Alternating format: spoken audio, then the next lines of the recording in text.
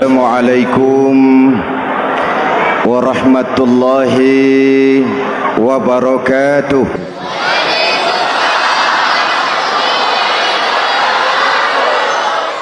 Alhamdulillahi wahdah,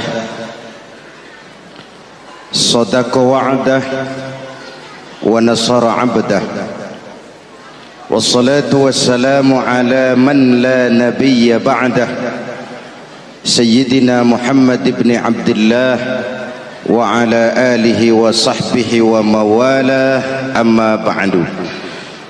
Saudara-saudara kaum muslimin yang saya cintai, perjalanan waktu telah mengantarkan kita memasuki Ramadan.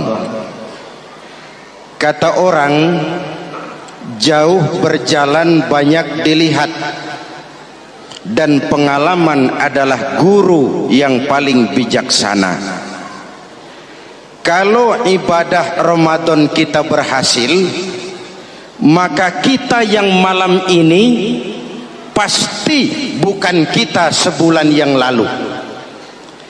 Kita yang malam ini adalah kita yang telah ditempa, digojlok, digembleng oleh kawah candra di mukanya Ramadan. Dan setelah perjalanan panjang, perjuangan mengendalikan diri dan menahan nafsu, kita akan merayakan Idul Fitri. Apa yang harus kita laksanakan? Malam ini saya ingin sampaikan ayat 186 surah Al-Baqarah, di mana Allah menuntun kita. Pertama, walitukmilul iddata, hendaknya engkau sempurnakan jumlah bilangan hari puasamu. Puasa sebulan penuh, bisa 29, bisa 30 hari. Yang bisa ru'yat, punya persyaratan mampu ru'yat, silahkan ru'yat. Yang tidak mampu, ikut yang aman saja, dengerin pengumuman pemerintah, cari amannya saja. Sempurnakan jumlah bilangan hari puasamu. Sebab apa? Puasa itu macam-macam. Ada yang puasa model beduk, depan rapat, belakangnya kosong, cuman pembukaan. Ada juga yang pembukaan, pertengahan, dan penutupan. Ada juga yang penutupan saja, mau dapat Lailatul Qadar.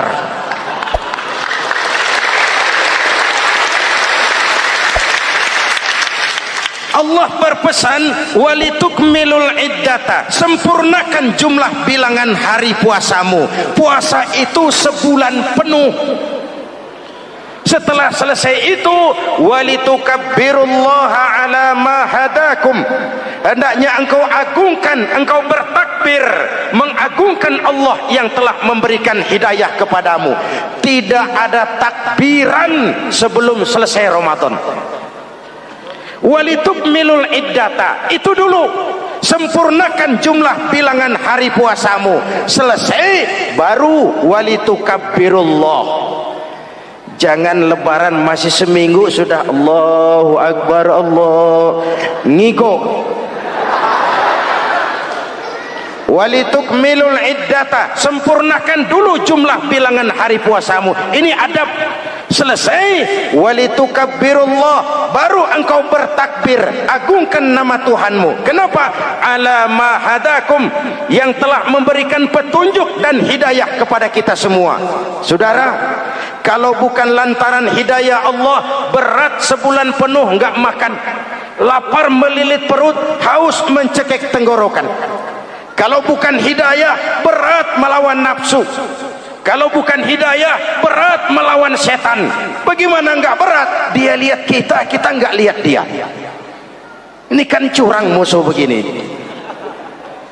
Semata-mata karena hidayah dari Allah. Intan paling mahal, mutiara paling berharga, tidak lain adalah hidayah. Saudara lihat dalam sejarah, kadang-kadang anak Nabi tidak dapat hidayah. tidak terpanggil mengikuti kebenaran. Kan'an anak Nabi Nuh, betul? Kadang-kadang bapak Nabi tidak dapat hidayah. Azar bapaknya Nabi Ibrahim. Ibrahim penegak tauhid, bapaknya produsen berhala. Kadang-kadang istri Nabi tidak mendapat hidayah, kafir, istrinya Nabi Lut. Kadang-kadang paman Nabi tidak dapat hidayah, ingkar, Abu Jahal, Abu Lahab, paman Nabi kita. Anak Nabi, bapak Nabi, istri Nabi, paman Nabi, hidayah tidak datang, mereka tidak terpanggil mengikuti kebenaran. Alhamdulillah, kita yang ponakan Nabi aja bukan.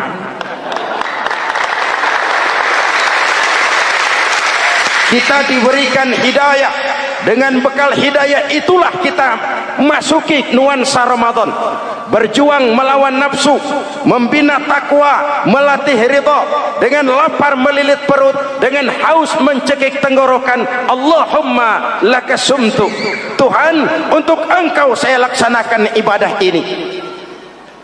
Oleh karena itu, jaga hidayah ini baik-baik, karena dia merupakan intan paling mahal, mutiara paling berharga dalam kehidupan kita. Diberikan kita kedudukan yang tinggi, alhamdulillah. Diberikan kita harta yang banyak, alhamdulillah. Tapi itu semua belum ada artinya ketimbang yang bernama hidayah. Maka hidayah inilah yang harus kita jaga baik-baik. Hidayah inilah yang harus kita pelihara. Kita bertakbir kepada Allah, mengagungkan nama Allah yang telah memberikan hidayah kepada kita. Kalau tidak lantaran hidayah, berat melaksanakan ibadah puasa sebulan suntuk. Dengan ibadah Ramadan, kita melakukan pemutihan vertikal. Orang yang keluar dari Ramadan dengan ibadah benar seperti bayi baru dilahirkan oleh ibunya, tidak punya dosa kepada Allah. Idul Fitri, kembali kepada fitrah. Tapi kan kita tidak cuma punya dosa vertikal, kita juga punya dosa horizontal. Kita tidak cuma berdosa kepada Allah, kita juga sering salah kepada sesama manusia. Betul? Inilah momen lebaran itu. Dosa kepada Allah, taubat langsung kepadanya, sonder calo. Dosa kepada sesama manusia, saling memaafkan. Sebab apa? Satu hadis meriwayatkan, selesai sholat id, sahabat mendengar Rasul mengucapkan amin sampai 3 kali. Amin, amin, amin. Heran sahabat, gak ada angin, gak ada hujan, amin 3 kali ya Rasul, ada apa? Kamu gak tahu? Gak tahu. Barusan selesai sholat, malaikat Jibril turun. Lalu, Muhammad, saya mau berdoa kepada Allah, mau kamu aminkan? Silakan Jibril, berdoalah, saya akan mengaminkan. Jibril berdoa, Rasulullah amin. Doanya 3 macam permohonan, Nabi 3 kali mengucapkan amin. Kalau malaikat Jibril yang doa, Nabi yang mengaminkan. Kalau bahasa Inggris, ilokan. Ilokan nih doa meleset. Apa iya? Ma iya? Apa doanya? Pertama, ya Allah, hari ini 1 Syawal, doa malaikat Jibril, saya mohon kepadamu, jangan engkau terima puasa dan ibadahnya anak yang durhaka kepada ibu bapaknya. Rasulullah mengucapkan amin. Jelas? Belum tentu memang setiap kita orang tua, tapi pasti setiap kita anak.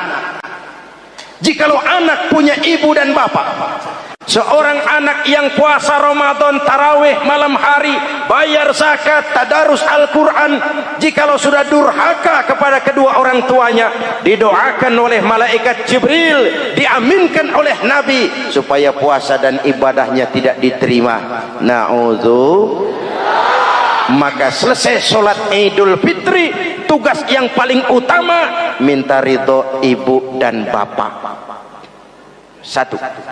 Yang kedua, ya Allah, hari ini 1 Syawal, saya mohon kepadamu, jangan engkau terima puasa dan ibadahnya istri yang durhaka kepada suaminya. Rasulullah mengucapkan amin. Jangan engkau terima puasa dan ibadahnya istri yang durhaka kepada suaminya. Ibu-ibu tanya, Pak, kalau suami yang durhaka sama istrinya bagaimana, Pak? Nah, ibu-ibu, Rasulullah tidak menjelaskan itu.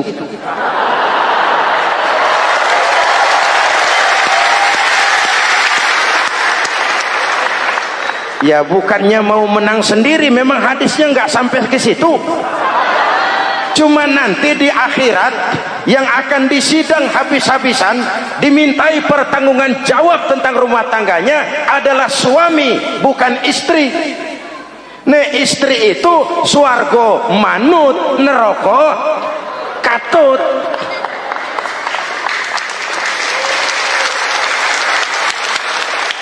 Yang ketiga, ya Allah, hari ini 1 Syawal, saya mohon kepadamu, jangan engkau terima puasa dan ibadahnya muslim yang tidak mau memaafkan sesama saudaranya muslim.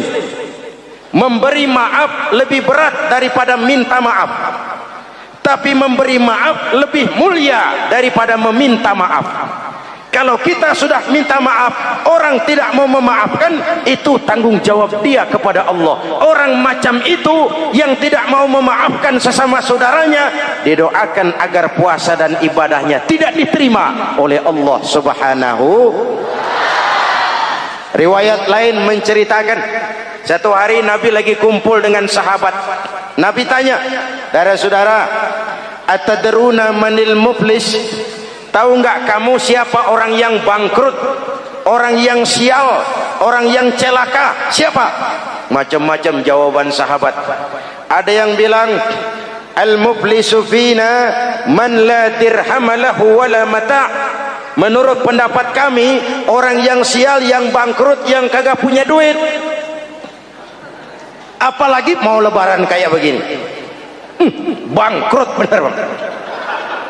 Kadang-kadang yang habis belanja pulang bukan langsung ke rumahnya, ngeneng-ngeneng di depan tetangganya, manas-manasin orang. Hadirin yang saya hormati, semua diukur dengan kacamata materi. Apa jawab Nabi? Bukan. Orang bangkrut bukan yang nggak punya duit. Orang bangkrut itu orang yang nanti di hari kiamat datang menghadap Allah dengan membawa pahala solat, pahala zakat, pahala puasa, karena di dunia rajin ibadah. Cuman sayang, di sisi lain dia datang bawa dosa karena pernah nyaci maki orang, pernah fitnah orang, pernah makan harta orang dengan cara yang zalim, pernah mengalirkan darah orang dengan cara yang tidak benar. Enak dia setor, Tuhan lapor, ini pahala sholat saya, ini pahala puasa saya, ini pahala zakat saya mau ke surga. Datang orang, ntar dulu Tuhan, sabar. Ini orang memang di dunia rajin puasa, tapi saya pernah dicaci maki, lidahnya kotor, omongannya tajam, hancur hati saya oleh ucapannya. Panggil sini, Mas. Benar ini orang pernah kamu caci maki, kamu lontarkan kata-kata pedih dan kotor, kasar? Iya. Siniin pahala sholatmu, kasihin orang yang kau caci maki. Kasihin. Selesai. Berangkat lagi, datang lagi orang. Sebentar Tuhan. Dia memang di dunia bayar zakat, tapi dia pernah makan harta orang dengan cara yang zalim, makan harta yatim. Jadi pengurus yatim yang lapar, pengurusnya yang pada kenyang.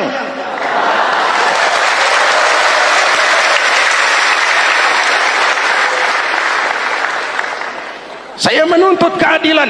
Benar. Siniin pahala zakatmu, kasih orang yang kau makan hartanya.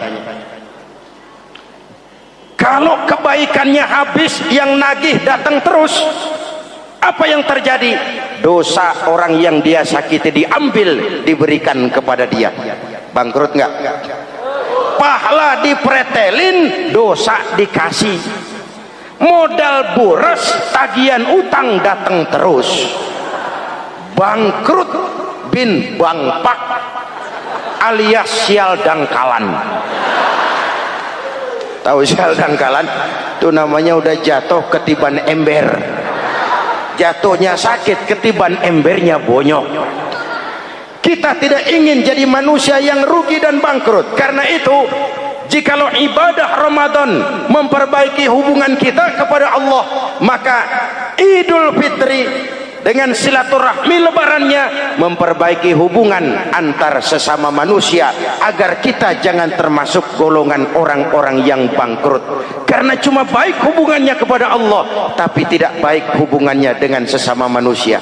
Ada orang yang pernah difitnah, ada orang yang pernah dicaci maki, ada orang yang pernah dijelek-jelekin, ada orang yang hartanya dia makan dengan cara yang zalim, ada orang yang dia alirkan darahnya, dia bunuh tanpa alasan yang benar. Itu semua akan jadi bebannya di akhirat nanti. Kalau dia menyangkut hakul adami, hak-hak manusia, maka kita harus minta maaf kepada yang bersangkutan. Rasul mengajarkan, ma min muslimaini yaltaqiyani fayatasafahani illa ghafarallahu dzunubahuma. Apabila dua orang Islam bertemu lalu bersalam-salaman, Allah hapuskan dosa yang terjadi di antara kedua orang itu. Jadi baik hubungan kita kepada Allah, jalur hablum minallah, dan baik juga hubungan kita dengan sesama manusia, hablum minan nas. Keduanya ternyata saling berkaitan. Saudara hadirin yang saya cintai, dengan begitu kita berusaha memperbaiki hablum minallah dan sisi lain hablum minan nas, agar kita tidak menjadi orang yang bangkrut di akhirat nanti. Bapak Ibu, saudara-saudara kaum muslimin yang berbahagia, memanfaatkan momentum Idul Fitri dalam kondisi negara kita sekarang ini. Indonesia kita ini kan masih sakit, betul? Multi krisis. Mula-mula kita ini kena krisis moneter, rupiah anjlok, dolar naik ke langit, sampai pernah April 97 dolar mencapai 17 ribuan dari 2.500. Apa enggak kolab? Itu pasti bukan mainan rakyat kecil. Mereka yang dapat kredit BLBI rame-rame borong dolar.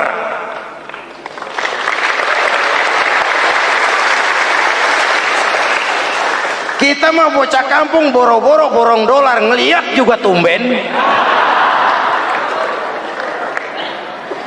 Akibat krisis moneter muncul yang lebih makro, krisis ekonomi. Perusahaan besar ambruk, konglomerat terpuruk, PHK di mana-mana, pengangguran meningkat, kriminal meningkat. Seiring dengan itu muncul yang lebih parah, krisis kepercayaan.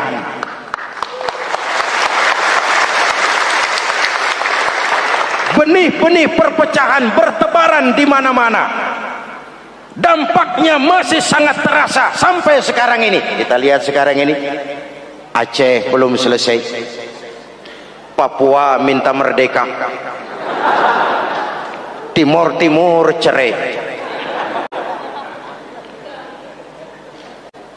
Dalam kondisi seperti inilah momentum Idul Fitri harus jadi lem perekat yang menjaga keutuhan kita.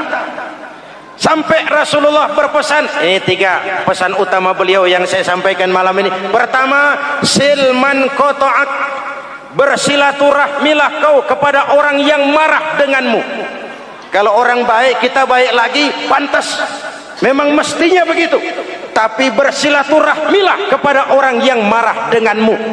Kita harapkan lebaran nih yang silaturahmi jangan cuman kita rakyat di kampung, tapi yang ngaku atau diakui sebagai pemimpin, para elit politik di atas saling bersilaturahmi.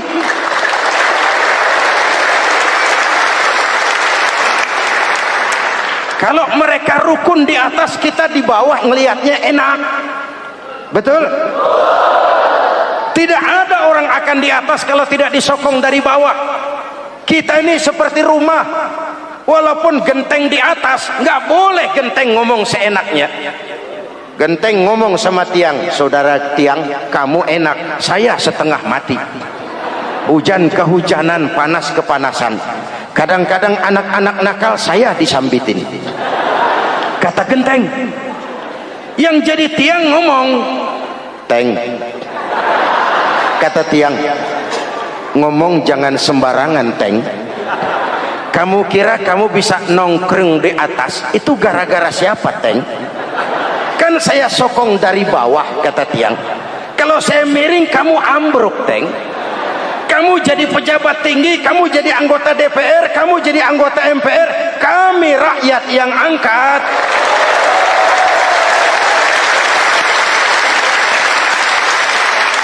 Jangan udah di atas pada berebut turu-turu dia melulu, capek rakyat.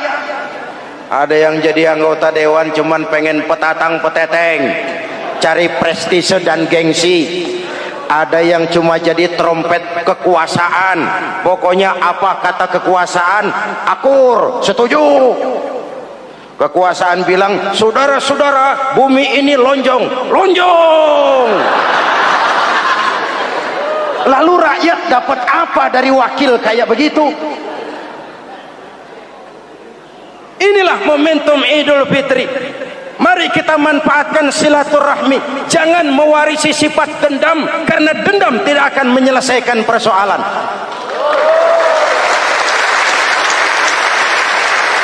Ini ada warisan sejarah yang enggak sehat. Di zaman Bung Karno, sampai Bung Karno jadi presiden seumur hidup, Bung Karno dikenal sebagai tokoh revolusioner. Nggak sepaham sama Bung Karno, cepat-cepat dianggap ini kontra revolusi. PKI berontak, Bung Karno jatuh, muncul orde baru. Bung Karno disebut orde lama. Yang nggak cocok sama orde baru, wah itu orang orde lama. Lalu reformasi, orde baru lengser, jadi lagi alat yang nggak cocok sama golongannya, wah itu orang orde baru. Kapan selesai urusan? Kalau kita terjebak dengan budaya dendam, naik ini babat itu, naik itu sikat ini, kapan mau selesai? Rasulullah lahir di Mekah, perjuangannya dihambat, dicaci maki, dilontari kotoran onta, sahabatnya dibantai, diancam mau dibunuh, hijrah ke Madinah. Setelah di Madinah jadi besar, tentaranya kuat, pengikutnya banyak, pasukannya hebat. Satu saat beliau masuk kembali ke kota Mekah dengan kekuatan full, tentara yang gagah, Quraisy pucar kacir.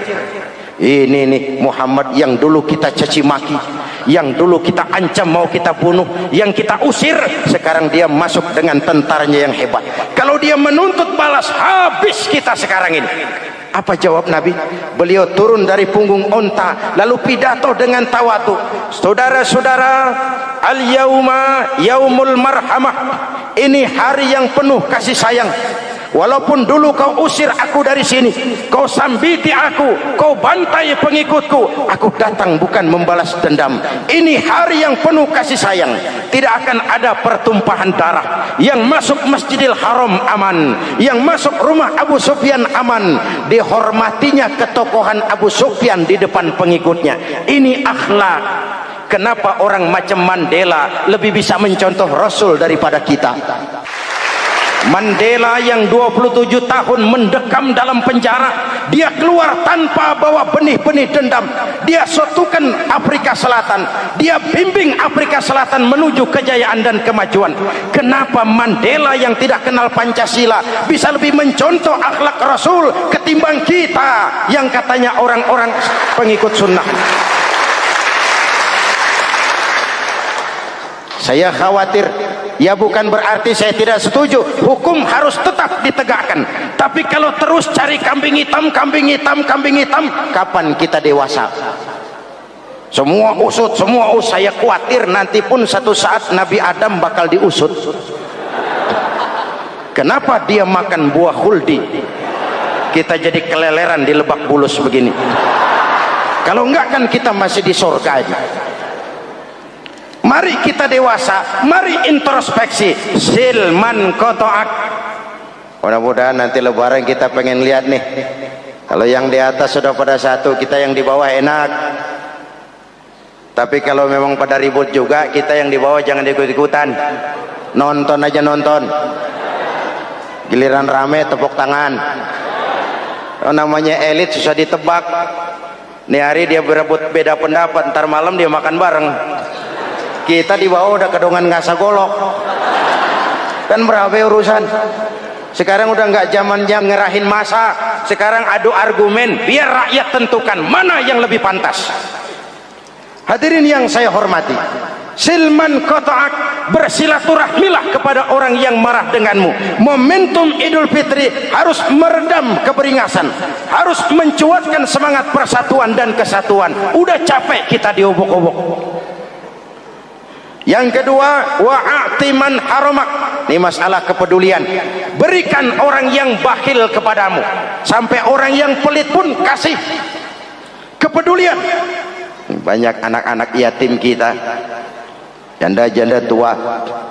Kalau yang muda sih nggak usah dipikirin, dewan penyantunnya udah banyak aja. Orang-orang jompo, mungkin baju kita sudah kurang berharga di lemari kita, tapi sangat berharga ketika kita berikan kepada orang lain. Berbagi rasa. Jangan ada yang lapar di samping yang senyum, jangan ada yang menangis di samping yang tertawa. Hadirin yang ketiga, wa'fu amman zalamak. Maafkan orang yang berlaku zalim kepada dirimu. Maafkan orang yang berlaku zalim. Jangan mewarisi sifat dendam, karena Ramadan sudah melatih kita. Tidak akan menyelesaikan persoalan. Dengan semangat ini, maka persatuan, kesatuan, kerukunan dan kekompakan akan lebih mudah kita wujudkan. Kita ingin Indonesia esok lebih baik daripada sekarang ini. Amin. Dan tentu saja kita berharap banyak dari para pemimpin-pemimpin kita. Semoga lebih bersikap sebagai negarawan, bukan hanya sebagai politisi. Karena jujur saya ingin berkata, reformasi memang telah melahirkan politisi, tapi belum banyak melahirkan negarawan. Negarawan adalah orang yang ngayomi seluruh rakyat. Sekarang rakyat cuma di atas namakan, biar banyak banget. Kalau tidak mendukung dia, dianggap bukan rakyat. Biar dikit banget kalau pendukungnya, itulah rakyat sejati. Ini pemimpin model apa kayak begini?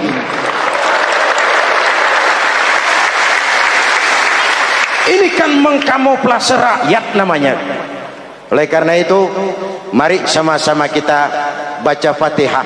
Kita niat, mudah-mudahan suasana sesudah Ramadan benar-benar kondusif, agar kita bangsa ini bisa keluar dari kesulitan besar yang kita hadapi sekarang ini.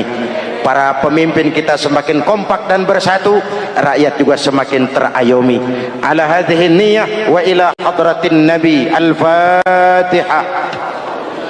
Bismillahirrahmanirrahim. Alhamdulillahi rabbil alamin, arrahmanir rahim, maliki yaumiddin. Iyyaka na'budu wa iyyaka nasta'in. Ihdinas siratal mustaqim, siratal ladzina an'amta 'alaihim ghairil maghdubi 'alaihim waladdallin. Amin. Bismillahirrahmanirrahim. Amin. Alhamdulillahi rabbil alamin. Allahumma salli ala sayyidina Muhammadin wa ala alihi wa sahbihi ajma'in. Rabbana taqabbal minna salatana wa siyamana wa qiyamana wa taqassu'ana wa ta'abbudana wa tammim taksirana ya arhamar rahimin.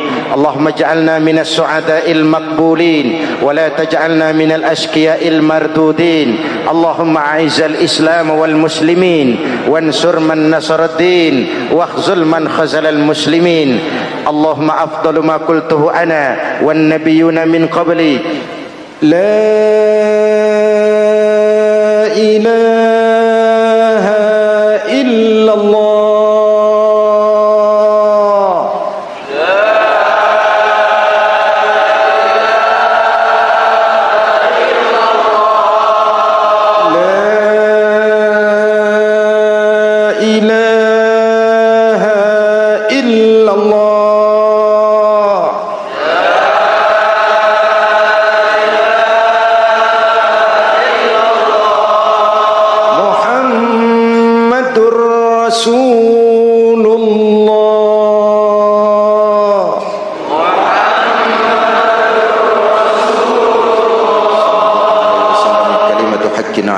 نحيا وعليها نموت وعليها نبعث إن شاء الله من الآمنين برحمتك يا أرحم الراحمين. أوصيكم ونفسي بتقوى الله. والسلام عليكم ورحمة الله وبركاته. السلام عليكم ورحمة الله وبركاته.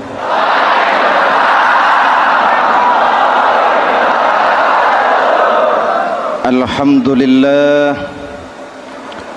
wassalatu wassalamu ala Rasulillah Sayyidina Muhammad ibn Abdullah wa ala alihi wa sahbihi wa mawala, amma ba'du. Hadirin hadirat ma'asyiral muslimin yang saya cintai, Ramadan adalah madrasah, sekolah, tempat di mana kita banyak sekali belajar tentang hidup dan kehidupan, supaya kita lebih siap menghadapi hidup, supaya kita punya wawasan, supaya kita mampu melihat persoalan jauh ke depan, supaya kita tidak terjebak pada keuntungan sesaat tapi merugikan jangka panjang. Malam ini saya ingin mengajak kita semua melihat kurikulum Ramadan.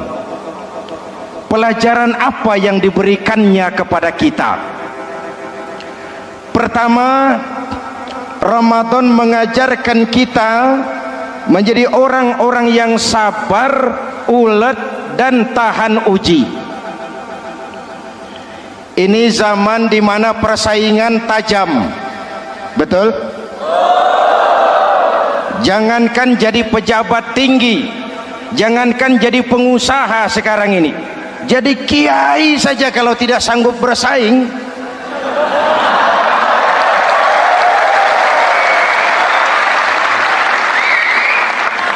ini bahasa kasar tapi jujur.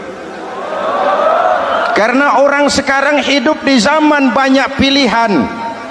Akibat persaingan yang semakin tajam, orang sering kehilangan kesabaran. Kepengen cepat kaya lalu tidak sabar, makan renten, nipu orang, buka peternakan tuyul,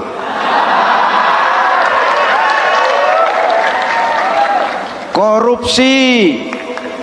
Sekarang ini kan lagi santer Bulog Gate jilid 2. Rupanya memang tajam uang Bulog itu. Bulog sudah memakan salah seorang mantan ketuanya, Bedu Amang. Bulog sudah memakan seorang presiden. Sekarang Bulog sedang mengarah kepada ketua DPR. Kita lihat hasilnya.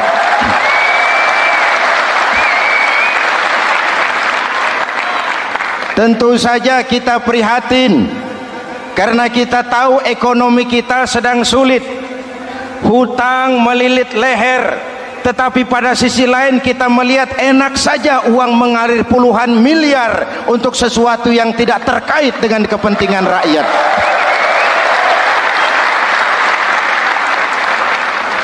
Karena itu puasa mendidik kita sabar, biar lapar melilit perut, biar haus mencekik tenggorokan.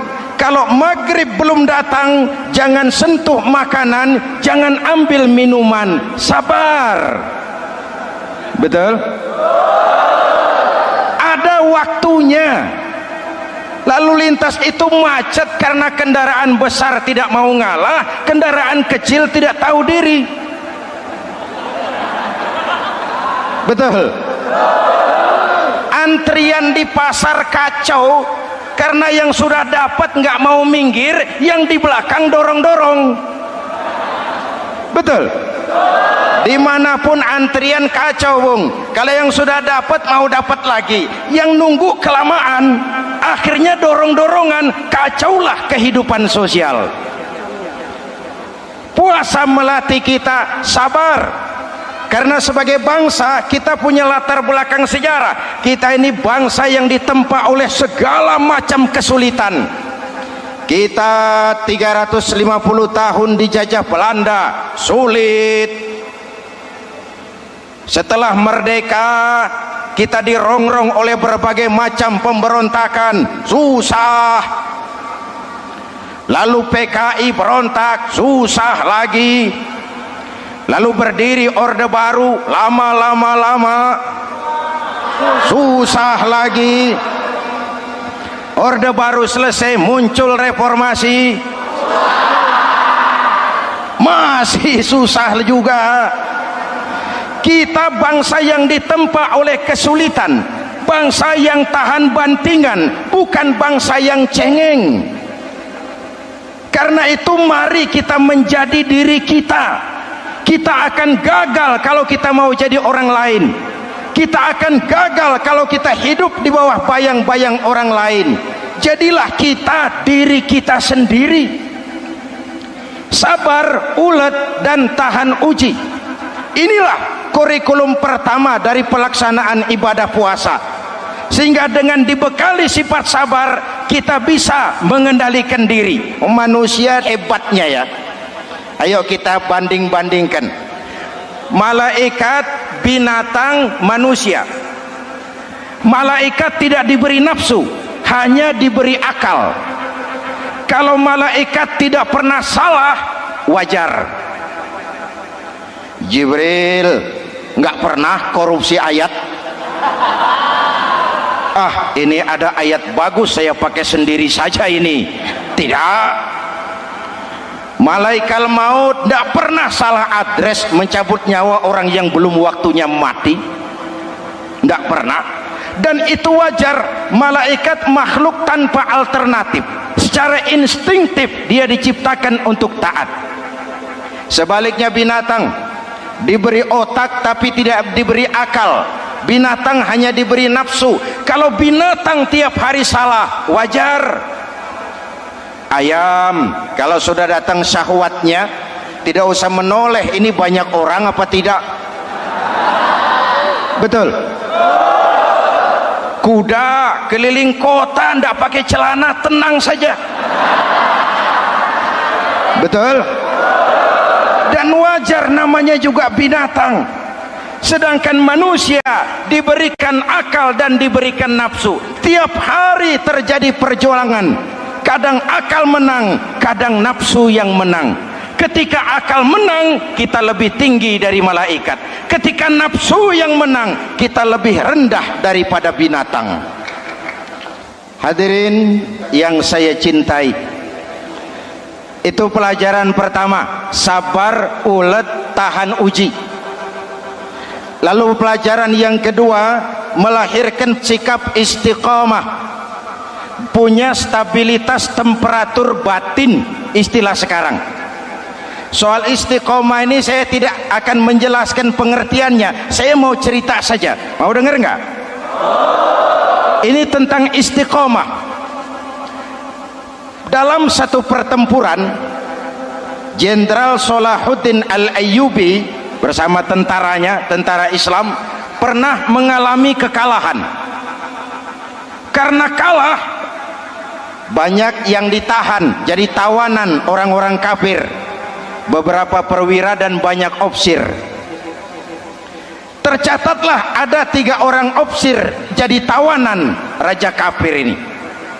Satu hari raja kafir musyawarah dengan perdana menterinya. Perdana menteri, saya tuan raja, ini tawanan Islam ini enaknya diapain? Kalau enaknya sih dibunuh saja tuan raja, selesai urusan. Soal bunuh sih gampang perdana menteri. Maksud tuan raja, bujuk saja agar dia meninggalkan Islamnya, ikut ke agama kita, nanti kita kasih hadiah. Begitu. Iya, baiklah, besok saya sidang 3-3-nya. Besoknya ini 3 ofsir disidang di tempat terbuka langsung oleh perdana menteri. Mula-mula dipanggil ofsir pertama. Ofsir pertama, ya perdana menteri, sini. Baik. Kamu tahu kamu siapa? Tahu. Siapa kamu? tawanan? Iya, kalau tawanan bisa diatur kan? Diatur bagaimana? Kamu mau nggak ikut saya bersama Tuan Raja meninggalkan Islam agamamu, mengkhianati saudara-saudaramu sebangsa, setanah air, sekeyakinan? Ikut dengan saya, tinggalkan Islam. Nanti kamu akan saya angkat jadi pejabat tinggi, gaji cukup, rumah cukup, kendaraan cukup, istri cukup. Tapi kalau kamu menolak, kamu akan saya bunuh. Tuan Perdana Menteri, ya. Apa Anda menyangka selama ini saya berjuang karena kepengen kedudukan yang tinggi? Nih, Tuan menyangka saya berjuang ini karena kepengen harta yang banyak, jaminan hari depan yang memadai? Tidak, Tuan Perdana Menteri. Saya tinggalkan keluarga, kampung halaman, sanak famili, handai taulan. Saya jihad karena mengharap ridho Allah Subhanahu wa ta'ala. Tapi sekarang kamu tawanan kan? Itu resiko perjuangan. Kamu tidak mau meninggalkan Islam? Tidak. Kamu akan saya bunuh. Silakan. Kamu tidak takut mati? Tidak. Kamu berani? Dari kemarin. Apa dikira baru sekarang saya berani? Tuan Perdana Menteri, saya berharap memang saat-saat seperti ini bisa saya temukan. Ibadah saya sedikit, sholat saya kurang, puasa saya kurang.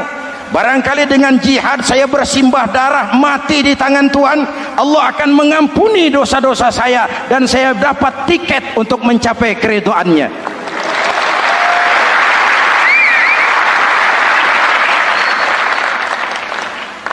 Gila kamu. Biarin. Kalau ini Tuan anggap gila, saya bisa berbuat lebih gila dari ini. Saya bunuh kamu. Bunuh Algojo, dipancung, deal. Ini terlepas kepalanya dari badannya, menggeluntung kepalanya ke bawah, jatuh bergelindingan. Itu kepala lepas dari badan, ngaji, baca ayat Quran, sampai Perdana Menteri bingung. Minggir, ini ada kepala ngaji. Ayatnya yang dibaca, ya ayyatuhan nafsul mutmainnah irji'i ila rabbiki radiyatan mardiyah. Wahai jiwa yang tenang, kembalilah kepada Allah dengan diridhoi, masuklah ke dalam golongan hamba-hambaku dan masuklah ke dalam surgaku. Matanya terpejam rapat, bibirnya tersenyum, dia gugur sebagai syahid karena membela keyakinan. Dia istiqamah, tidak goyah oleh tawaran jabatan dan kedudukan yang tinggi.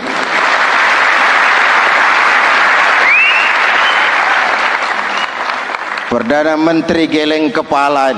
Dasar orang Islam. Panggil officer kedua. Officer kedua. Ya, Perdana Menteri. Kamu sudah lihat temanmu yang barusan? Sudah. Mati kan? Mati.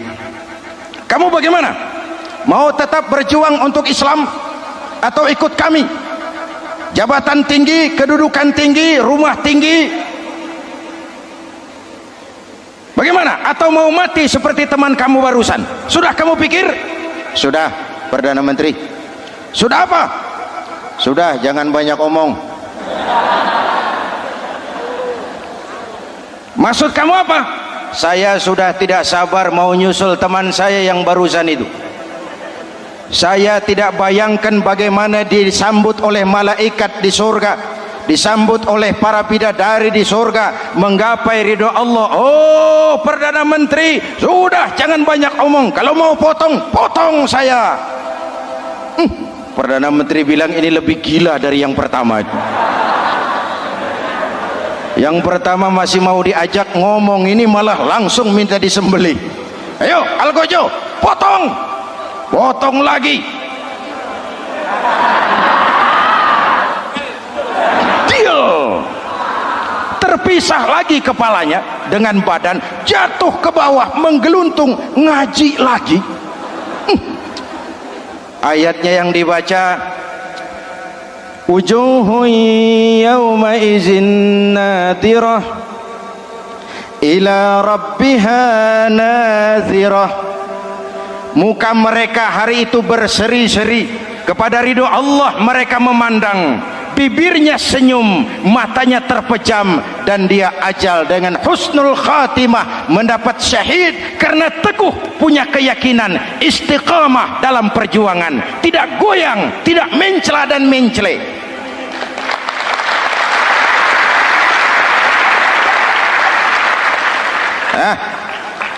Opsi ketiga, sini. Siap Perdana Menteri. Kamu sudah lihat nasib 2 orang teman kamu? Sudah. Mati kan? Mati. Kamu mau seperti dia? Oh tidak, Perdana Menteri. Saya tidak mau mati.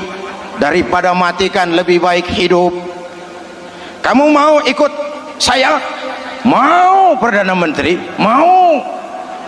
Gaji besar, rumah besar, kendaraan besar, istri.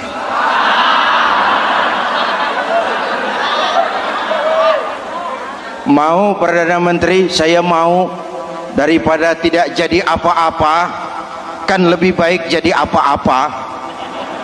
Daripada tidak punya apa-apa, kan lebih baik punya apa-apa. Oh, jadi kamu selama ini berjuang karena mau cari apa-apa? Iya. Bagus. Nanti saya musyawarah sama raja. Kamu diangkat jadi bupati di mana? Tunggu ya. Perdana Menteri laporan, Tuan Raja. Ya, ini opsi ketiga kelihatannya baik ini. Dia mau mengkhianati teman-temannya, sebangsa, setanah air, sekeyakinan, mengkhianati bangsanya, meninggalkan agamanya. Dia mau ikut kita. Kita angkat jadi pejabat. Di mana dia? Raja senyum. Oh, soal angkat mengangkat sih gampang, Perdana Menteri. Cuma saya pikir-pikir opsi ketiga ini kok tegel-tegelin. Kok sampai hati ya? Temannya sendiri, seiman, sekeyakinan, sebangsa, setanah air dikhianati karena mengejar jabatan, harta, kedudukan. Orang itu, Perdana Menteri, kalau sudah mau mengkhianati saudaranya sendiri, apalagi orang lain.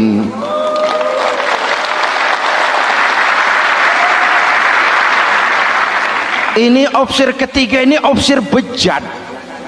Anda bayangkan temannya sendiri dikhianati, nanti kalau ada kesempatan kita ditikam dari belakang. Jadi bagaimana Tuan Raja? Malah kalau saya lihat yang 2 yang sudah mati itu orang hebat, Perdana Menteri, punya pendirian, istiqamah. Malah kalau bisa yang 2 itu dihidupin lagi. Loh, dihidupin bagaimana Tuan Raja, sudah kadang mati. Jadi bagaimana ya opsi ketiga ini? Bunuh. Buat apa piara benalu jadi duri di kaki nanti? Bunuh. Baik, Perdana Menteri kembali. Opsi ketiga, siap Perdana Menteri. Saya jadi bupati di mana? Bupati modar sampean. Loh, saya mau dibunuh. Bunuh. Katanya kalau ikut agama Tuan, meninggalkan agama kami, saya akan jadi pejabat tinggi. Kamu opsi bejat, kamu tidak punya pendirian, saudaramu sendiri seagama kamu khianati, apalagi orang lain, potongan kayak kamu jadi pejabat, rusak negara ini.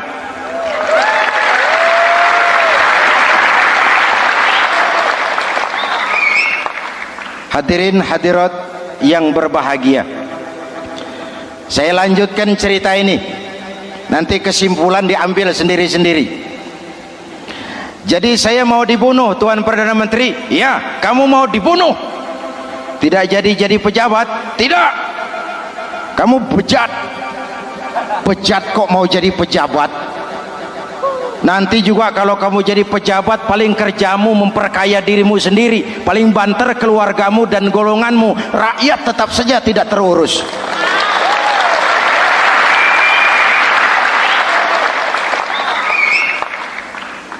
Paling-paling kamu kalau sudah jadi pejabat tinggi, kerjamu cuma membuka, meresmikan, berkunjung,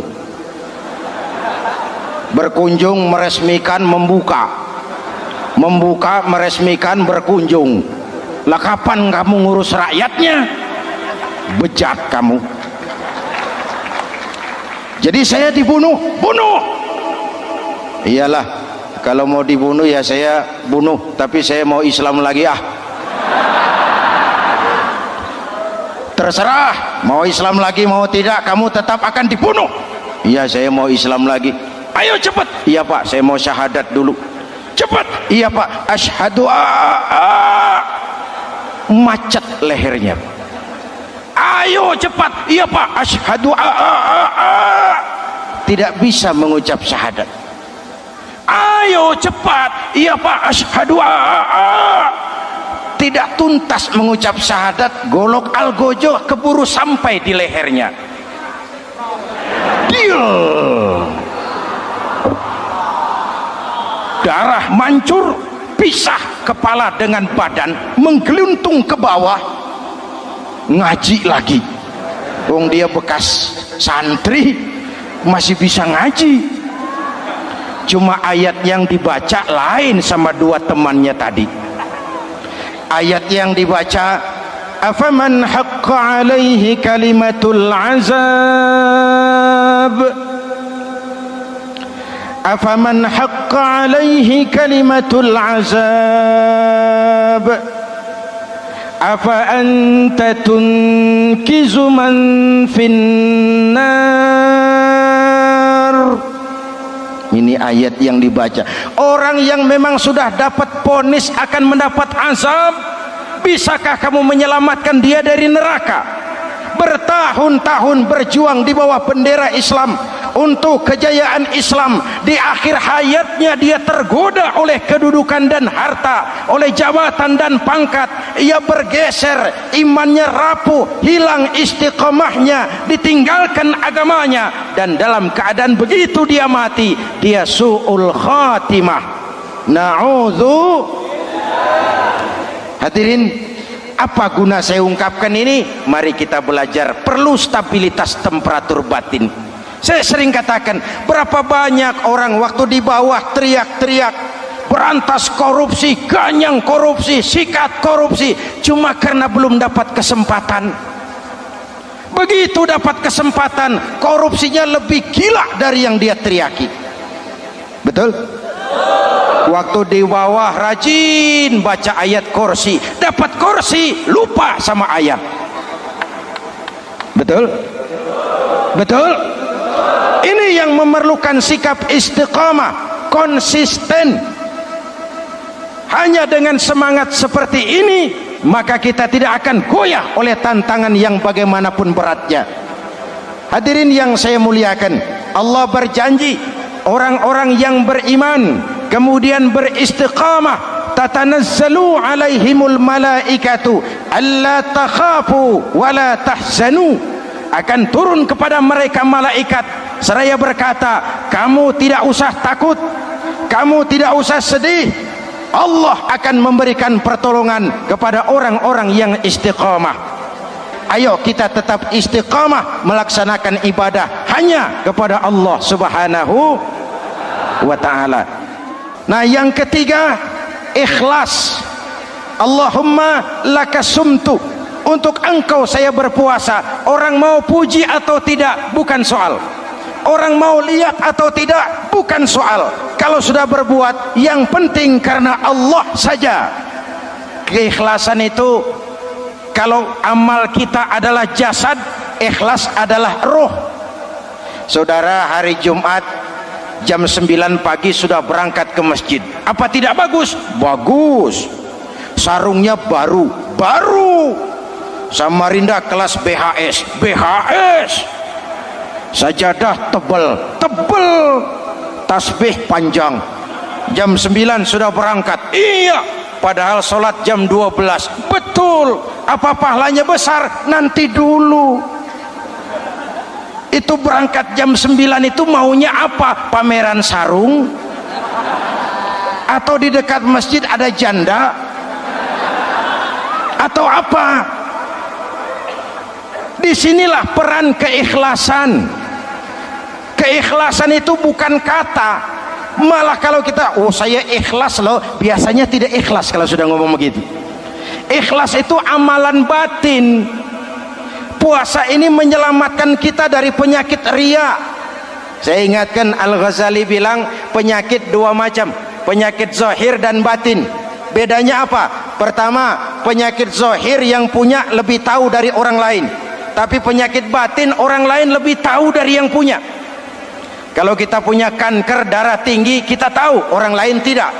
Tapi kalau kita sombong, hasud, dengki, orang lain kadang-kadang lebih tahu dari kita yang punya. Betul?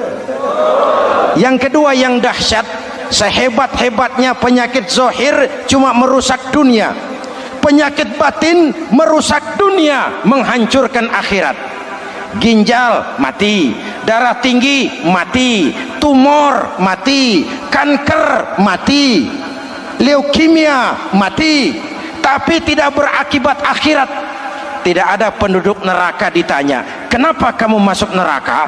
Tumor pak. Tidak ada. Tidak ada. Sehebat-hebatnya penyakit zahir cuma merusak dunia, tapi penyakit batin merusak dunia, menghancurkan akhirat. Sombong penyakit batin, di dunia dijauhi orang, di akhirat neraka tempatnya. Kikir penyakit batin, di dunia dijauhi orang, di akhirat neraka tempatnya. Betul? Maka Al-Ghazali heran, kalau diserang penyakit zahir kita panik, cepat-cepat cari dokter. Tapi kalau diserang penyakit batin kita tenang-tenang saja. Padahal penyakit batin merusak dunia dan lebih hebat lagi menghancurkan akhirat. Maka puasa melahirkan keikhlasan, agar di dalam melaksanakan ibadah cuma kita dan Allah saja. Inilah jiwa dan semangat yang sekarang ini pun sudah mulai menjadi langka. Semuanya karena akhirnya yang subur mental penjilat.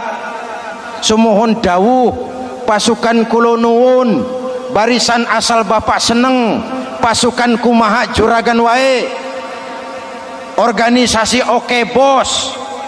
Kita miskin dengan orang-orang yang punya prinsip, yang berani berkata ya terhadap yang benar, sanggup berkata tidak terhadap yang tidak benar, apa dan bagaimanapun resikonya. Kita terlalu kaya dengan barisan asal bapak seneng, pasukan oke bos, organisasi kumaha juragan wae, dan kita miskin dengan orang-orang yang punya kepribadian, yang tegar dan istiqomah apapun resiko yang dihadapinya. Jadi dengan keluar dari sekolah Ramadan, semangat keikhlasan makin tumbuh dalam hidup dan kehidupan kita. Ibu bapak hadirin hadirat yang berbahagia, itulah makanya puasa disebut ibadah sirriyah, ibadah abstrak, cuma kita dan Allah saja yang tahu. Ini lebih mendorong semangat keikhlasan. Kata Imam Al-Ghazali, an-nas kulluhum mauta illa al-alimun wal alimuna niyamun illa al-amilun wal amiluna mughtarruna illa al-mukhlisun. Manusia itu mati kecuali orang yang berilmu. Orang yang berilmu walaupun hidup tidur kecuali yang mengamalkan ilmunya. Dan orang yang mengamalkan ilmunya banyak yang tertipu kecuali yang ikhlas di dalam mengamalkan ilmunya. Manusia mati kecuali yang berilmu. Yang berilmu walaupun hidup tidur kecuali yang mengamalkan ilmunya. Yang mengamalkan ilmunya banyak yang tertipu, menyangka amalnya sudah banyak, sholatnya sudah hebat, zakatnya sudah luar biasa, jihadnya sudah mantap. Banyak yang tertipu kecuali yang ikhlas di dalam mengamalkan ilmunya. Jadi amal tanpa ikhlas, jasad tanpa ruh. Itulah makanya nuansa Ramadan dengan ibadah puasa mengembangkan semangat keikhlasan di antara kita semua. Mari kita baca doa sama-sama munajat, mohon pertolongan Allah agar kita diselamatkan dari penyakit riya dan ditumbuhkan semangat keikhlasan. Ala hadhihi niyyah wa ila hadratin nabi. Al-Fatihah. Bismillahirrahmanirrahim. Alhamdulillahi rabbil alamin. Arrahmanirrahim. Maliki yaumiddin. Iyyaka na'budu wa iyyaka nasta'in. Ihdinas siratal mustaqim. Siratal ladzina an'amta 'alaihim ghairil maghdubi 'alaihim waladdallin. Amin. Bismillahirrahmanirrahim. Amin. Alhamdulillahi rabbil alamin. Allahumma salli wa sallim mubarak ala sayyidina Muhammadin wa ala alihi wa sahbihi ajma'in. Allahumma ja'al jam'ana hadha jam'an marhuma wa tafarruqana min ba'dihi tafarruqan ma'suma. Allahumma ja'al jam'ana hadha jam'an mashkura wa tafarruqana min ba'dihi tafarruqan maghfura. Allahumma ja'alna minas su'ada'il maqbulin wa la taj'alna minal ashqiya'il mardudin. Rabbana taqabbal minna salatana wa siyamana wa qiyamana wa takhashu'ana wa ta'abbudana wa tadarru'ana wa tammim taqsirana birahmatika ya arhamar rahimin. Allahumma aslih man fi salahihi salahul muslimin.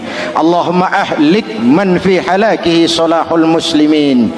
Ya Allah, dengan sepenuh perasaan dan pengharapan, dengan segala keremahan dan kerendahan, kami bermohon kepadamu, berikan kami kekuatan zahir dan batin, berikan kami kesabaran dan ketabahan, sikap istiqamah dalam mengarungi hidup yang penuh ujian ini. Karuniakan kepada kami pemimpin-pemimpin yang takut kepadamu dan sayang kepada kami. Rabbana hablana min azwajina dhurriyyatina qurrata a'yun waj'alna lil muttaqina imama. Afdalu ma qultuhu ana wan nabiyyuna min qabli. La ilaha illallah.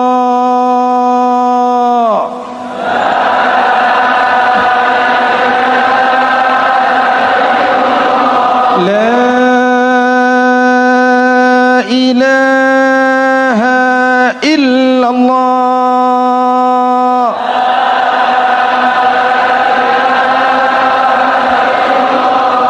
Muhammadur Rasulullah.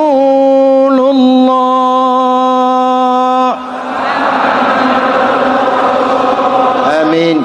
Kalimatu haqqin 'alaiha nahya wa 'alaiha namut wa 'alaiha wa biha nub'atsu insyaallah minal aminin birahmatika ya arhamar rahimin. Sallallahu ala sayyidina Muhammadin wa ala alihi wa sahbihi ajma'in. Hana rabbika rabbil izzati amma yasifun. Salamun alal mursalin walhamdulillahi rabbil alamin. Assalamualaikum warahmatullahi wabarakatuh.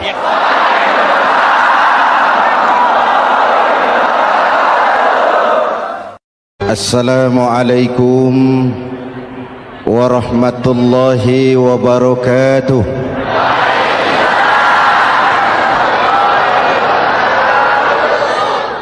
Alhamdulillah wassalatu wassalamu ala Rasulillah Sayyidina Muhammad ibn Abdullah wa ala alihi wa sahbihi wa mawala. Amma ba'du. Saudara-saudara kaum muslimin di seluruh tanah air, hari-hari pada minggu akhir Ramadan kita bersama-sama menyaksikan sebuah fenomena tentang pindahnya kegiatan umat dari masjid ke pasar, dari masjid ke terminal, dari masjid ke stasiun, dari masjid ke bandara. Apa boleh buat, itulah wajah kita. Bahwa lebaran artinya mudik, bahwa lebaran artinya baju baru dan makanan. Lebaran berbeda dengan Idul Fitri. Lebaran adalah tradisi yang setiap kita boleh ikutan. Siapa saja boleh ikut lebaran, tapi tidak tiap orang bisa merayakan Idul Fitri. Mau puasa atau tidak puasa boleh lebaran, tidak dilarang sama petugas keamanan. Mau ibadah Ramadan atau tidak melaksanakan ibadah Ramadan boleh ikut lebaran, tapi tidak berarti merayakan Idul Fitri, karena selalu ada kos dari apa saja yang kita lakukan. Saya mau cerita, mau dengar nggak? Ada dokter gigi, dokter baru, satu sore praktek, pasiennya 4 orang nunggu duduk jejeran. Dipanggil pasien pertama, diperiksa, berlubang giginya, dicabut tanpa dibius. Oh, namanya dokter baru. Pasien ini teriak, aduh sakit dok, tidak kuat, sakit. Teriakannya keras sekali. Pasien yang 3 orang yang nunggu gemeter, lari semua. Selesai dicabut, diobati, selesai, tanya, sudah selesai dok? Sudah mas. Berapa biayanya? 200.000. Loh, biasanya kan 50.000, kok 200.000? Biasanya sih memang 50.000, tapi siapa suruh kau teriak? Yang 3 lari.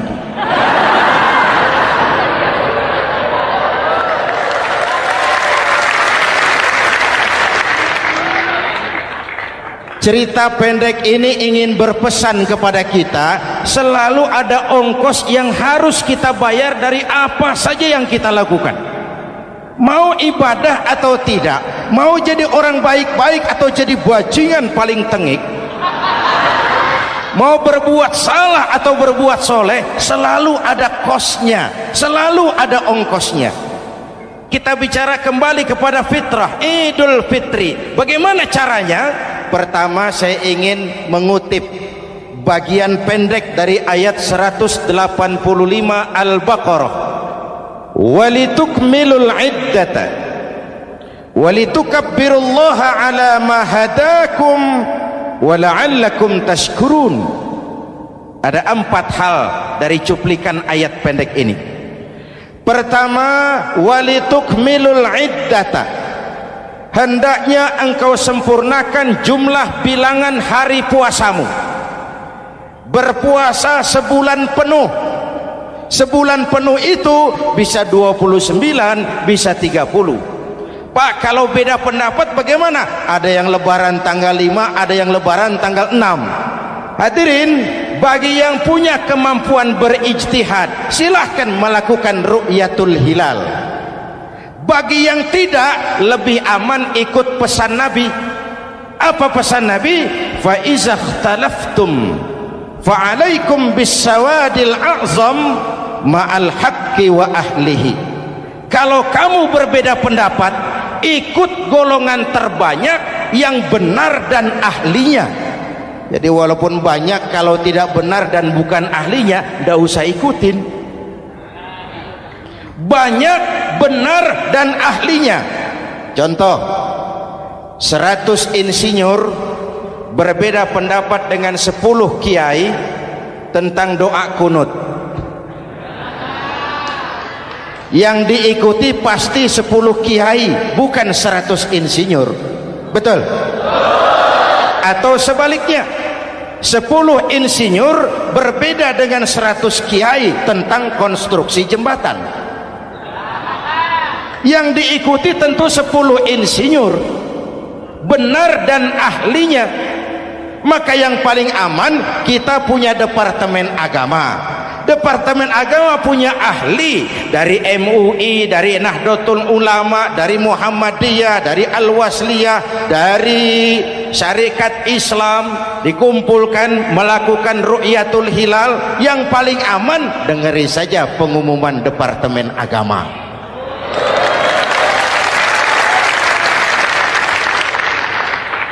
Tapi tetap menghormati mereka yang meyakini 1 Syawal jatuh pada tanggal 5. Beda boleh, marah jangan. Jelas? Saudara boleh suka tempe, tapi jangan menghina orang yang tidak suka tempe. Saudara boleh senang tahu, tapi jangan ngenyek karo wong yang senang tahu. Hadirin yang saya hormati, walitukmilul iddata, kalau mau kembali kepada fitrah, sempurnakan jumlah bilangan hari puasamu.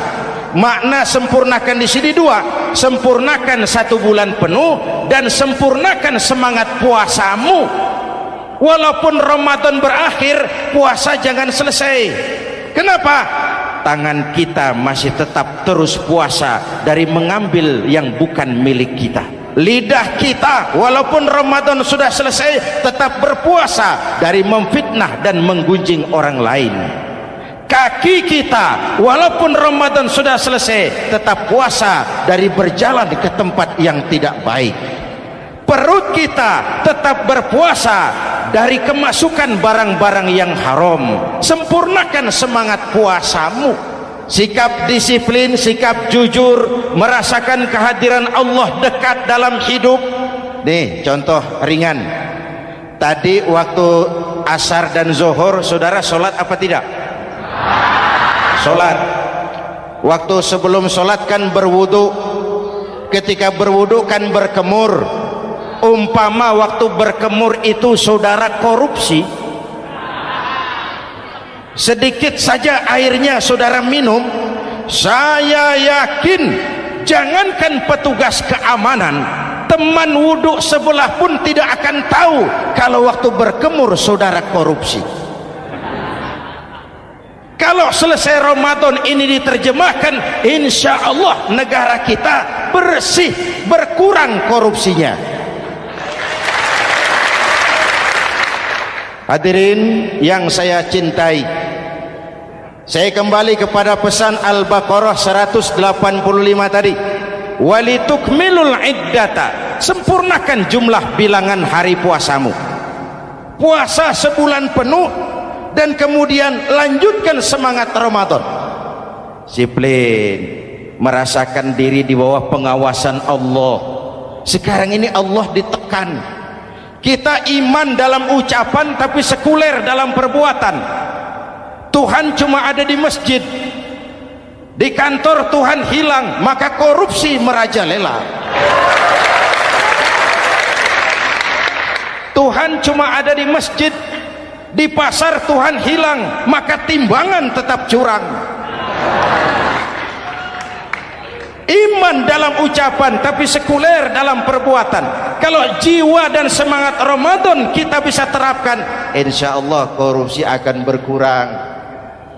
Sekarang kan kita prihatin, yang tadinya teriak-teriak wong cilik malah ribut rumah mewah.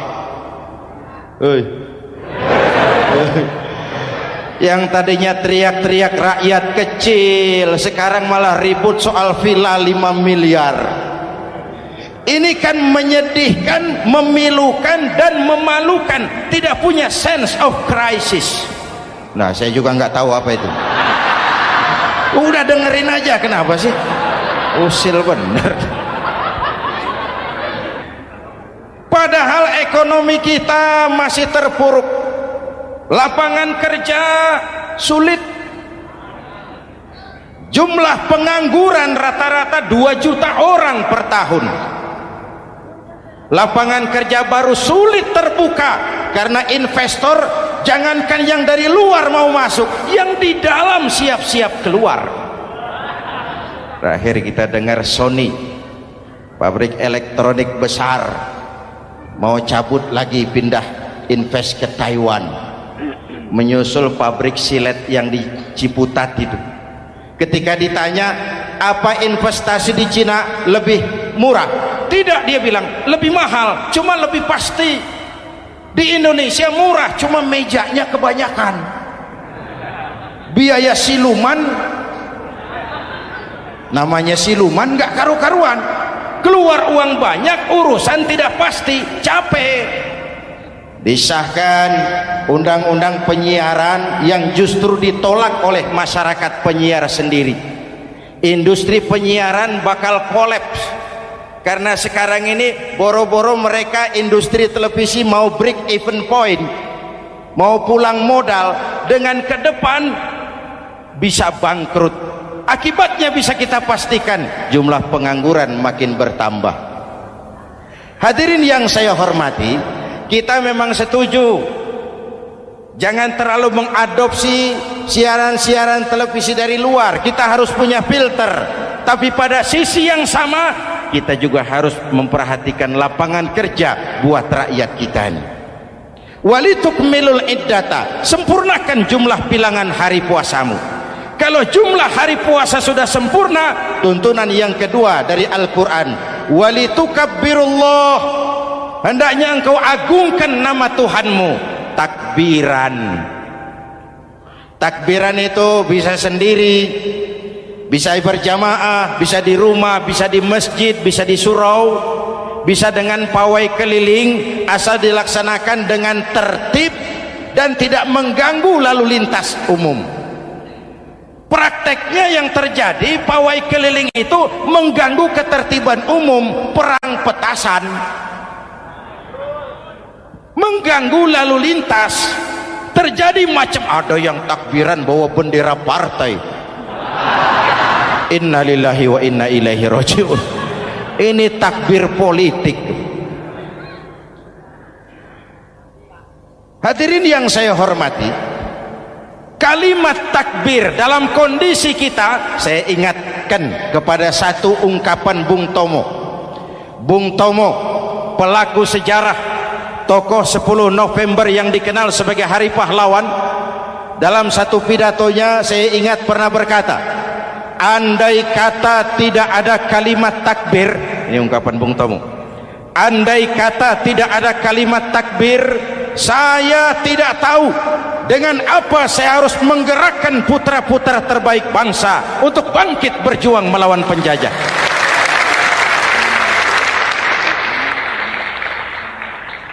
Ketika Allahu Akbar, itu londo kelihatannya kecil, meriam nggak meleduk. Dahulu orang-orang tua kita cuma ada dua kata, merdeka atau mati.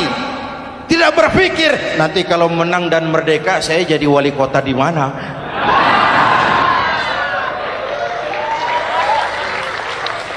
Kalimat takbir, bangsa ini harus bangkit dari keterpurukan. Bangsa ini harus bangkit mengejar ketinggalan-ketinggalannya. Bangsa ini tidak boleh terpuruk terus, dan semangat takbir harus menjiwai kita. Tidak ada capek dalam perjuangan, tidak ada puas dalam upaya. Keberhasilan cuma pengantar ke arah keberhasilan yang lebih baik lagi. Walitukabbirullah, hendaknya engkau agungkan nama Tuhanmu. Nama Allah menjadi motivasi besar dalam kehidupan kita. Ini pesan Quran Al-Baqarah 185. Pesan kedua, setelah sempurnakan jumlah bilangan hari puasamu, agungkan nama Tuhanmu. Takbiran. Kalimat takbir sendiri kalau kita lihat pada kalimatnya ada kata la ilaha illallah wahdah sadaqa wa'dah wa nasara 'abdah wa a'azza jundah wa hazamal ahzaba wahdah. Tidak ada Tuhan selain Allah, esa, tidak beranak, tidak diperanakan, wahdah, tidak bisa diumpamakan dengan apapun. Sadaqa wa'dah, Allah yang maha menepati janjinya. Wa nasara 'abdah, Allah yang maha menolong hambanya. Kalau bukan kebesaran Allah, berat berjuang Ramadan ini melawan musuh yang tidak nyata. Puasa itu kalau olahraga golep. Benar Pak, kalau tinju lawannya kelihatan. Betul. Sepak bola musuh kelihatan, bulu tangkis kelihatan, golf siapa musuhnya? Itulah puasa, menghadapi musuh yang tidak kelihatan. Itu lebih berat daripada perjuangan mengangkat senjata, lebih berat daripada berjuang mengorbankan harta. Tapi kalau di bulan Ramadan saja Rasulullah menang dalam perang Badar, itu harus jadi sumber motivasi dengan kalimat takbir, dengan keagungan Allah, bangsa Indonesia harus bangkit dari keterpurukan. Ibu bapak hadirin yang saya hormati, jadi bukan akhir Ramadan lalu sibuk beli baju. Boleh, tapi bukan itu yang utama. Laisal id bilibasin jadid, walakinnal id bita'atin yazid. Idul Fitri bukan pakaian baru. Idul Fitri adalah ketaatan yang meningkat, yang telah ditempa, digojlok, digembleng oleh Ramadan. Jadi kalau Ramadan rajin baca Quran, lalu selesai Ramadan sayonara Quran, latihan tidak berhasil. Ramadan rajin ke masjid, selesai Ramadan selesailah ke masjid. Awal Ramadan full house sampai ke halaman, akhir Ramadan cuma imam berdua tikar. Masjid kembali senyap, padahal masjid adalah pusat kegiatan umat. Saudara lihat dari sejarah, ketika hijrah ke Madinah, Rasul singgah di Kuba. Apa yang beliau lakukan? Membangun masjid. Ketika sampai di Madinah, kesibukan pertama beliau apa? Mencari rumah dinas? Bukan. Kesibukan pertama beliau mencari lokasi di mana membangun masjid. Isra dan Mi'raj, perjalanan besar dimulai dari masjid ke masjid. Ini indikasi masjid memang merupakan pusat kegiatan umat. Umat Islam dengan masjid seperti ikan dengan air, tidak boleh pisah. Ada ikan yang tidak betah di air? Ada. Ikan mau modar. Kalau umat sudah mulai menjauhi masjid, jiwanya yang akan mati. Kalau jiwanya mati, jasadnya masih hidup, itu namanya bangkai berjalan.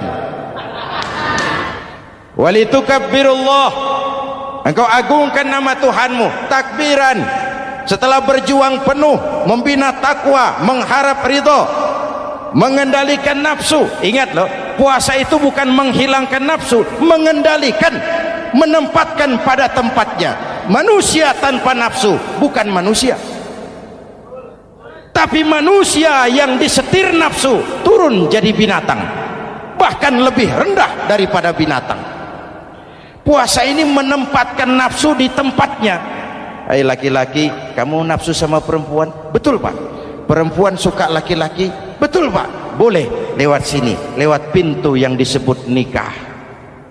Ini nafsu disalurkan lewat pintu yang disebut nikah. Jangan seperti ayam kawin tiap malam, nikah tidak mau.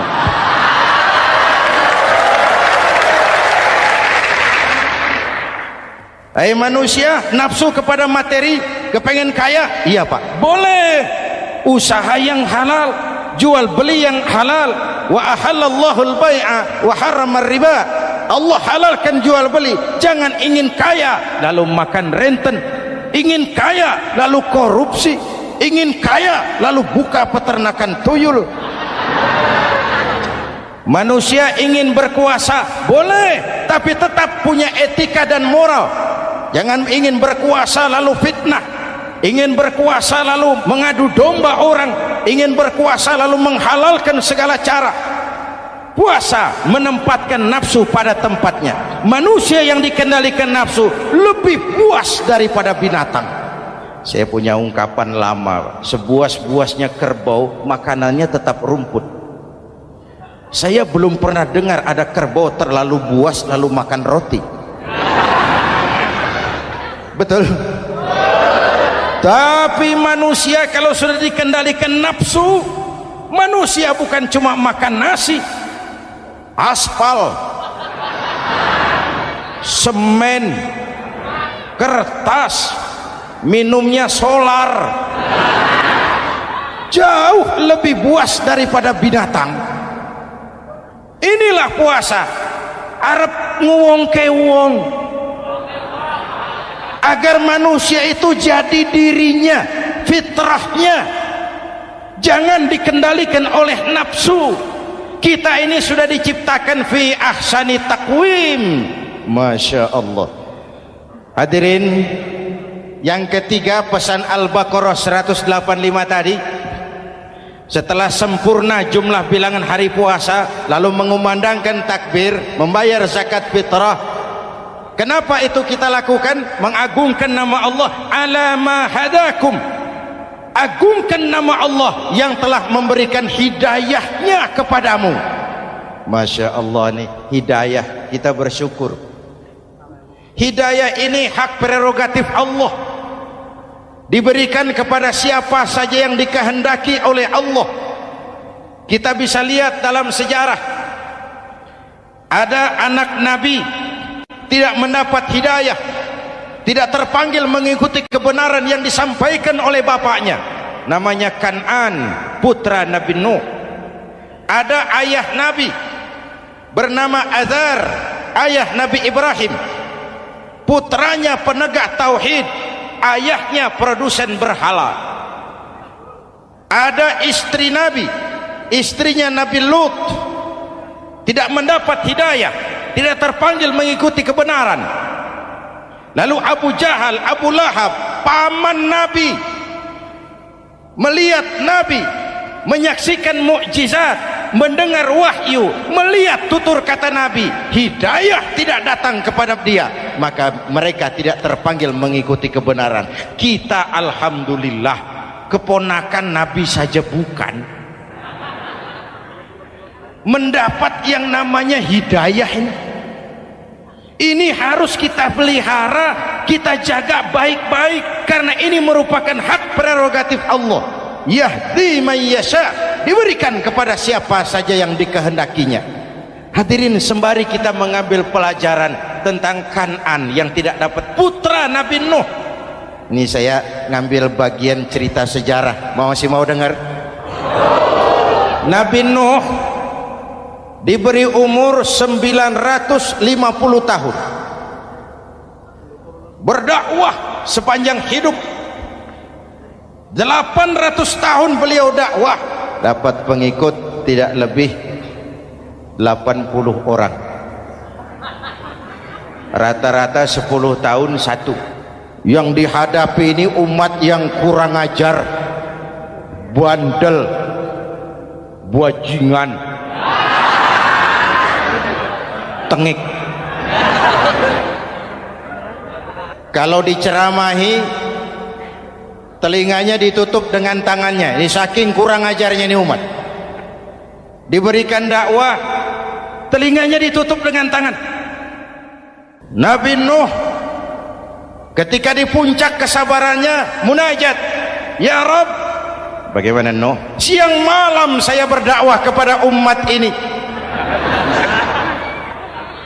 saya sampaikan risalahmu, saya canangkan seruanmu, saya sampaikan ajaranmu.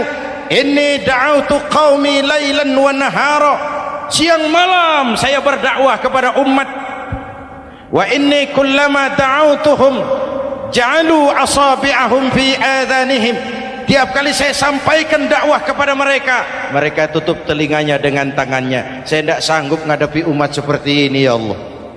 Habis mau kamu bagaimana Nuh? Sikat saja sudah semua ini, bikin mati saja. Nanti kalau punya anak, anaknya kafir lagi, lebih baik bapak moyangnya, mbah-mbahnya sikat semua.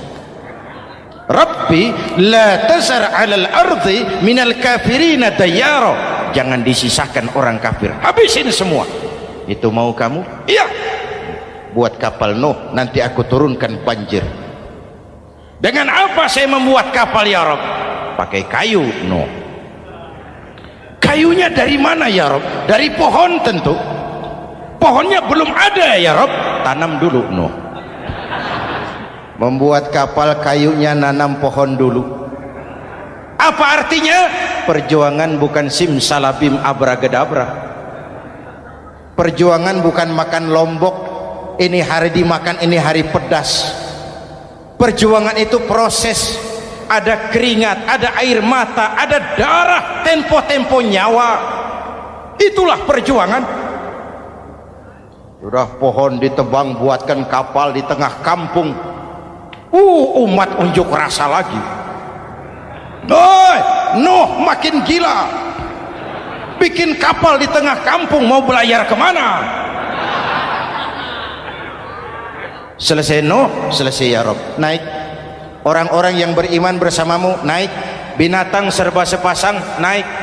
Naik Nuh, naik orang beriman, naik binatang serba sepasang. Gerimis mulai turun. Setelah kapal semua terisi, Nabi Nuh kontrol. Sudah naik semua? Sudah. Nuh, Mas Bejo ada? Ada. Bawa painem, naik sudah masuk. Oke. Hei. Kan'an anak saya ikut tidak naik kapal. Kami tidak lihat Nuh. Turun ke bawah. Ada Kan'an. Kami tidak lihat Nuh. Naik ke atas buritan. Kelihatan Kan'an tidak ikut naik kapal. Kumpul bersama orang kafir di daratan. Inilah potret kehidupan. Kumpul dengan orang-orang kafir. Berapa banyak anak-anak kita tidak mau ikut orang tuanya ke masjid. Kumpul dengan orang-orang kafir di tempat maksiat. Nuh karena sayang kepada anak, dari atas kapal memanggil, ya bunayyar kam ma'ana. Ya, ini bahasa orang manggil Pak. Kan'an, kesini nak, naik kapal sama papi. Ini terjemahan bebas. Jawab Kan'an di bawah, tidak mau Pak, saya di sini saja. Jangan nak, Allah sedang murka, akan turun banjir. Kalau datang banjir Bapak, sa'awi ila jabalin ya'simuni minal ma'. Saya akan naik ke gunung tinggi yang bisa menyelamatkan saya dari banjir. Kan'an naik ke gunung tinggi, gunung pun tenggelam dihantam banjir. Dalam puncak kepedihan, Nabi Nuh akhirnya sadar, ya Allah, kalau orang kafir tenggelam memang saya yang minta, tapi Kan'an kan anak saya. Nuh, anggap Kan'an bukan anakmu. Wa innahu amalun ghairu salih. Nuh sadar, akhirnya bilang, ana urid wa anta turid wallahu fa'alun lima yurid. Aku punya kemauan, kau Kan'an punya kemauan, Allah juga punya kemauan. Kemauan Allah lah yang akhirnya jadi kenyataan. Nek sekarang juga kita ngadepi musim banjir. Bukan banjir air saja, banjir peradaban-peradaban yang masuk ke negeri kita. Banjir maksiat, banjir munkarot. Kalau kita sudah ke masjid, kita sudah naik kapal. Tolong kontrol anak-anak kita. Tolong kontrol tetangga kita. Ayo naik kapal, banjir.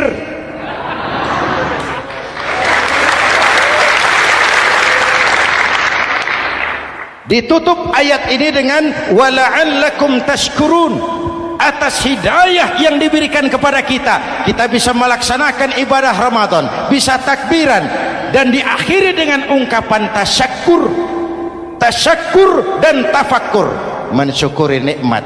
Saya berulang kali mengingatkan, nikmat bisa berubah menjadi azab kalau kita tidak pandai mensyukurinya. Bayangkan Pak, tahun 87-an kita itu jadi negara yang berswasembada pangan. Beras kita cukup untuk rakyat kita. Sekarang kita jadi pengimpor beras terbesar. Kita beli beras ke Vietnam, kita beli beras ke Thailand, ke negara-negara yang lebih kecil dari kita. Kenapa? Karena sawah kita tanami gedung dan beton. La in syakartum la azidannakum wa la in kafartum inna adzabi lasyadid. Kalau kamu bersyukur, aku tambah nikmat. Kalau kamu ingkar, tidak pandai bersyukur, awas, azabku pedih. Maka ungkapan saya, orang kaya bisa masuk surga karena hartanya, orang kaya bisa masuk neraka juga karena hartanya. Syukur apa tidak syukur?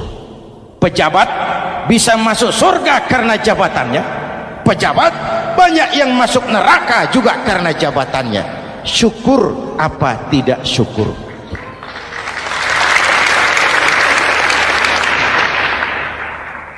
Orang alim, kiai bisa masuk surga karena ilmunya. Orang alim pun bisa masuk neraka lebih dulu dari penyembah berhala juga karena ilmunya. syukur apa tidak syukur. Kasih jabatan sebagai pemimpin lalu menyadari sayyidul qaumi khadimuhum, pemimpin suatu umat adalah pelayan bagi umat itu. Pelayan harus melayani, bukan minta dilayani. Selama ini kita memandang jabatan itu jalan pintas menuju kaya. Jabatan itu artinya kekuasaan dan fasilitas, maka yang lahir rampok-rampok baru.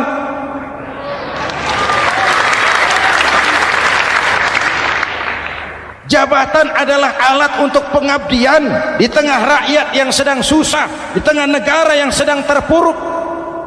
Kita memerlukan pemimpin-pemimpin yang sadar sayyidul qaumi khadimuhum, pemimpin suatu kaum adalah pelayan bagi kaum itu sendiri. Ibu bapak hadirin yang saya hormati, dengan mensyukuri itu maka makna Idul Fitri meresap kembali kepada fitrah kita sebagai manusia, fitrah kesucian. Secara sederhana orang gambarkan kembali kepada fitrah seperti bayi baru dilahirkan oleh ibunya, bersih, suci, tanpa dosa, lantaran sudah dibersihkan oleh ibadah Ramadan.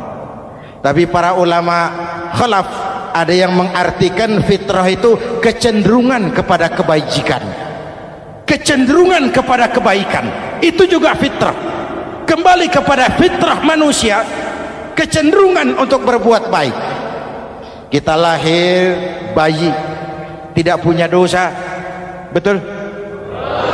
Tidak ada dosa warisan dalam Islam. Kalau harta warisan ada, dosa warisan tidak.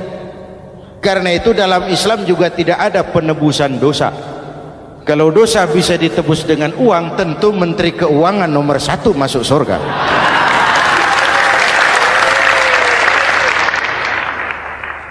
Dosa dalam Islam ditebus dengan taubat, langsung kepada Allah, sonder calo. Hadirin yang saya hormati, kembali kepada fitrah seperti bayi baru dilahirkan oleh ibunya, bersih, tidak punya dosa kepada Allah lantaran sudah dibersihkan oleh ibadah Ramadan. Soalnya kemudian kita kan tidak hanya bersalah kepada Allah, kita ini juga bergaul dengan sesama manusia, betul? Sebuah hadis, sahabat ditanya oleh Rasul, atadruna manil muflis? Saudara-saudara, tahu kamu siapa orang yang bangkrut? Oh Rasul, orang bangkrut yang tidak punya uang, orang bangkrut yang tidak punya harta. Salah, kata Rasul. Innal muflisa min ummati, yang bangkrut dari golongan umatku, yang besok di hari kiamat datang menghadap Allah dengan membawa pahala solat, membawa pahala zakat, membawa pahala haji, membawa pahala sedekah pada satu pihak. Sementara pada sisi yang lain, sebelah kiri, orang ini juga datang membawa kesalahan karena pernah mencaci maki orang, pernah memfitnah orang, pernah memakan harta orang dengan cara yang zalim. Satu sisi bawa kebajikan, sisi lain bawa kesalahan. Kalau ini yang terjadi, bagaimana nasib kita? Kata Nabi, Tuhan, ini pahala solat saya, ini solat yang wajib, ini yang sunnah, rawatibnya, nawafilnya. Datang orang, sebentar Tuhan, apa? Dia memang rajin solat, tapi saya pernah dicaci maki, hancur nama saya, remuk hati saya. Di dunia saya tidak bisa membalas karena dia lebih berkuasa. Sekarang saya menuntut keadilan. Betul? Iya Tuhan, sini pahala solatmu, kasih orang yang kau caci maki. Tuhan, ini pahala puasa saya, yang wajib Ramadannya, sunnah 6 hari Syawalnya, Senin Kemisnya. Ini Tuhan. Datang lagi, sebentar Tuhan, kenapa? Dia memang rajin puasa, tapi saya pernah difitnah tanpa benar, dicorengkan arang ke dahi, hancur nama saya karenanya. Saya menuntut keadilan karena di dunia waktu itu cuma banyak pengadilan tapi tidak ada keadilan. Benar? Benar. Ini pahala solatmu, kasih orang yang kau fitnah. Tuhan, ini pahala zakat saya. Datang lagi, Tuhan, dia memang suka zakat tapi korupsinya lebih besar dari zakatnya. Nuntut keadilan, sini pahala zakatmu kasih. Kalau habis pahala kebaikan, orang yang menuntut masih banyak, diambillah dosa orang yang kita sakiti, diberikan kepada kita.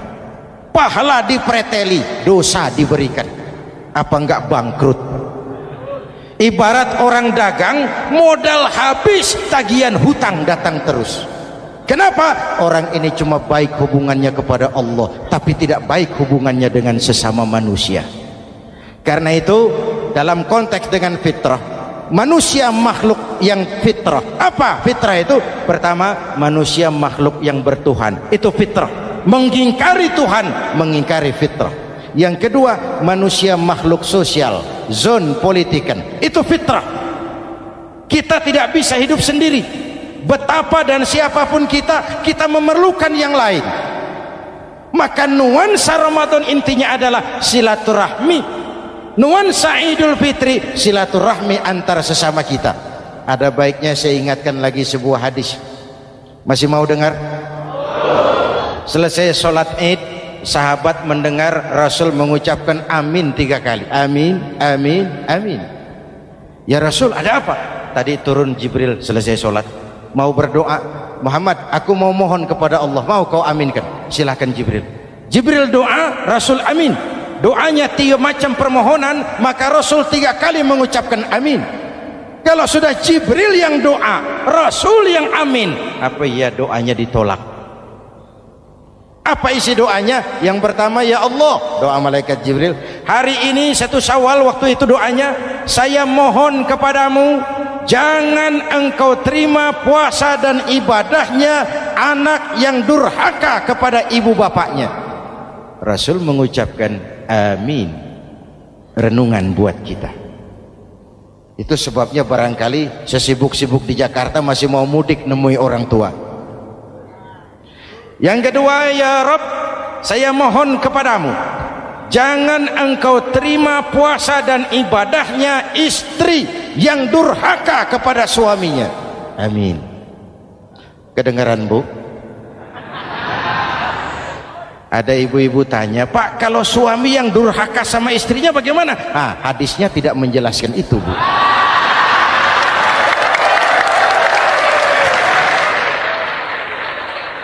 Lo menang sendiri.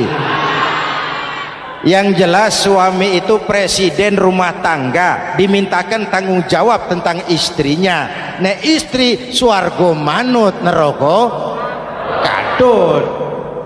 Ketika pulang Isra Mi'raj saja Rasul bercerita, aku diperlihatkan neraka. Neraka ya Rasul? Iya. Lalu aku lihat isinya kok kebanyakan perempuan. Perempuan. Laki bagaimana? Laki juga tidak sedikit, cuma kebanyakan perempuan. Ya Rasul, apa mereka tidak sholat? Sholat. Apa mereka tidak ngaji? Rajin mereka sama suaminya. Kenapa banyak mereka di sana? Rasul senyum dan menjawab, hunna yakfurnal asir. Umumnya perempuan kurang bisa terima kasih sama suaminya.